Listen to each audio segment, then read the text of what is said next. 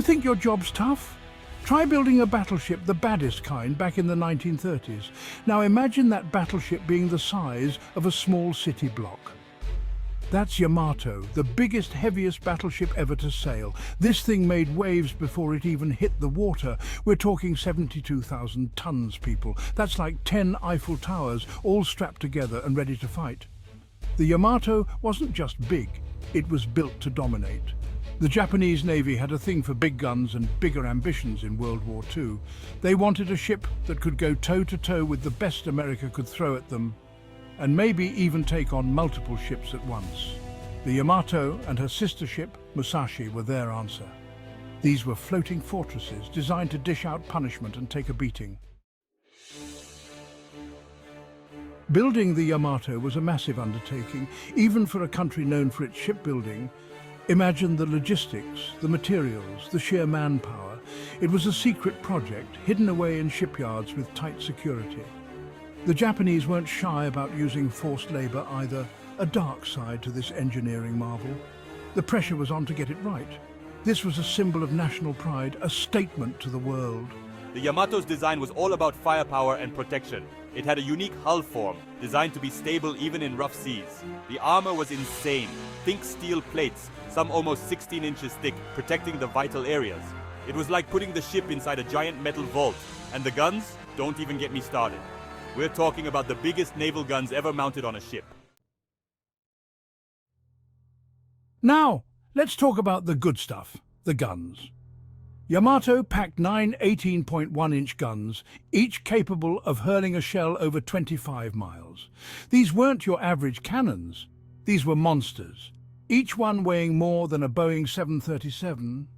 Imagine the explosive power, the sheer destructive force of a single salvo. It could turn an enemy ship into scrap metal in a heartbeat. But size wasn't everything. The Yamato also bristled with secondary armament. 12 massive 6.1-inch guns for fending off cruisers and destroyers, plus a swarm of anti-aircraft guns to swat down planes. This thing was a porcupine with a bad attitude, ready to take on anything that came its way. It was a technological marvel, a testament to Japanese engineering and their ambition for naval dominance. Section 4. A short and rocky career. The Yamato's career was short but eventful. It saw action in several key battles in the Pacific, but it never quite lived up to its full potential. Part of the problem was fuel. This behemoth guzzled oil like it was going out of style, and Japan was running short. Keeping it fueled and ready for a fight was a constant headache. Plus, naval warfare was changing. Aircraft carriers were becoming the new kings of the sea, and battleships like Yamato were becoming increasingly vulnerable to air attacks. Despite its limitations, the Yamato struck fear into the hearts of Allied sailors. Just the thought of that monstrous ship with its massive guns and thick armor was enough to make even the bravest captain think twice. But the Yamato story is ultimately a tragic one. It was a victim of changing times, a symbol of a bygone era of naval warfare. Section 5, Operation Tengo, a one-way mission.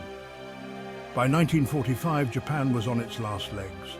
The war was clearly lost, but they were determined to fight to the bitter end. The Yamato, now a symbol of national pride, was given one last mission, Operation Tengo.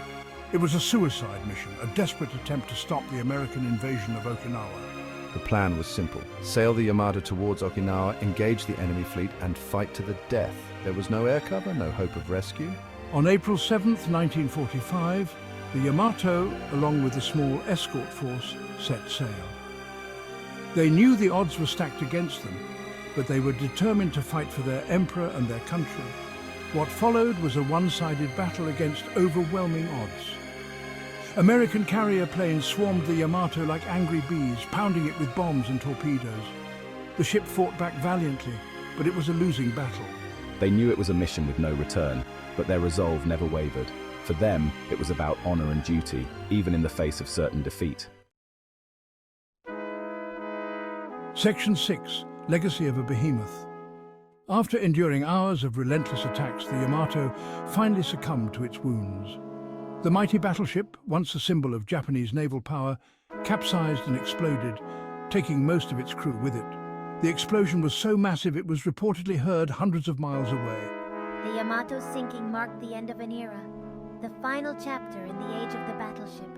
Today, the Yamato serves as a reminder of the folly of war and the human cost of conflict. It's a story of incredible engineering, unwavering courage, and ultimately tragic loss. The Yamato may be gone, but its story continues to fascinate and inspire, a testament to the enduring allure of these mighty ships and the men who sailed them.